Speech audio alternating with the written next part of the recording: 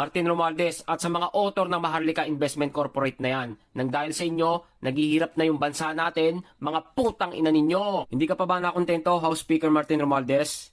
Ayon sa GAA Appropriation Bill, noong July 29, yung Department of Budget and Management nagpresenta ng budget proposal para sa Kongreso.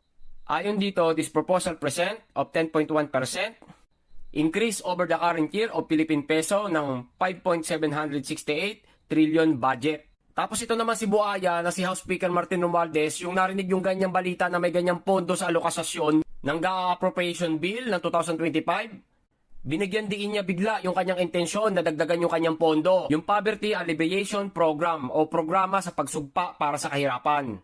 Putay, puro ayuda na nga lang nagagawa mo eh. Martin Romualdez, isa rin to sa author ng MIC o Maharlika Investment Corporation. Tapos noong November 29, 2022, nag-file siya ng bill to creating PHP Sovereign Wealth Fund.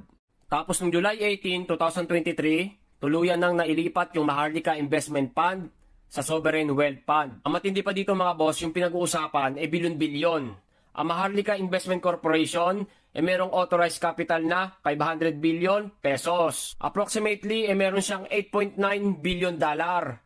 Kaya nagtataasan yung buwis sa Pilipinas at yung interest na pautang ng bangko dahil sa pinaggagawa ng mga to. At ito pa, kasali rin dito yung dalawang bugok na gusto rin magpahirap sa mga ordinaryong Pilipino. Yung chairperson nila, si Ralph Recto, at si Rafael Consing Jr. Hindi pa ba kayo nadala sa Malaysia? Dyan nakulong yung punong ministro nila dahil sa money laundering o korupsyon ng multi-million dollar scandal. Sana lang wag mangyari sa atin yan dahil kapag nangyari sa atin yan, mga Pilipino ang magbabayad niyan at lulubog lahat ng bangko na kasapi niyan at pati na rin ang Bangko Sentral. Alam naman natin na yung land bank ay para sa mga magsasakayan at kawani ng gobyerno at yung DBP naman ay para sa may maliliit na negosyo at sa mga hindi napapahiram ng commercial bank. Kapag nagkaroon ng korupsyon dyan, ang unang lulubog dyan yung maliliit na bangko.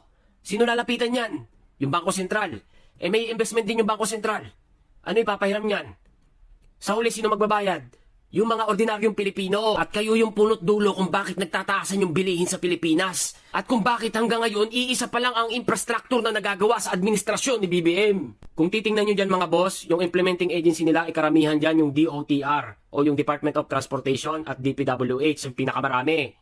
Tsaka dito sa status milestone, nakalagay dyan, puro under project preparation. Kung makikita nyo po dyan sa fund source, meron ng GAA, yan po yung merong pondo. At yung PPP naman po, tsaka ODA, wala pa pong pondo yan. Dahil sa UD putang Maharlika